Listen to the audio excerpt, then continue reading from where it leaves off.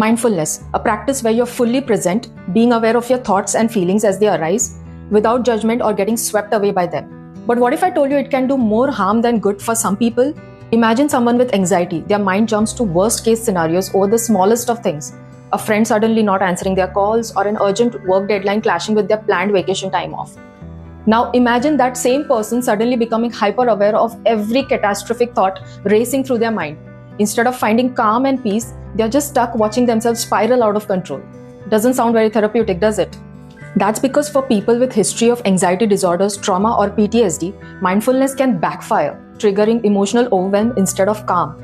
Rather than feeling centered or more grounded, they end up more distressed, reliving painful memories or emotions they weren't prepared to face. According to a 2020 study published in Clinical Psychological Science, researchers found that certain individuals experienced heightened anxiety and even panic attacks during mindfulness meditation. The study suggested that focusing too intensely on the present moment without the right mental conditioning or training can make anxiety worse, not better. This is especially true for those with underlying psychological vulnerabilities. Forget chronic anxiety, even people who have a nervous disposition are at risk. You know the type. They tend to over-worry about everything, whether it's in their inherent nature or something they picked up while growing up.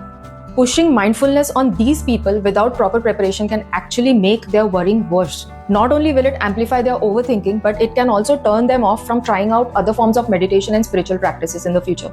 You know, the practices that might actually work for them. So am I saying mindfulness is a problem? Yes and no. No, it's not a problem for people aiming towards better focus or improved sleep cycle.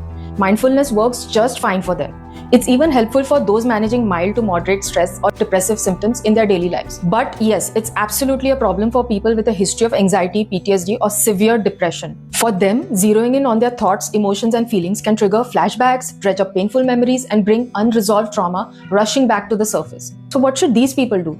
Instead of mind-based practices, they should go for sensation-based ones. Pranayam, which involves strategic breathing techniques. Body scan meditation, where you place attention on parts of your body, or Nyasa meditation, where you consciously direct mantric energy to different parts of your body to create tranquility and balance. Or go for movement-based practices like yoga or Tai Chi, where your body leads and your mind follows.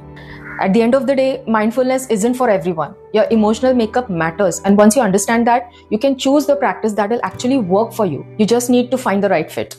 If this helped, like, share, and follow for more.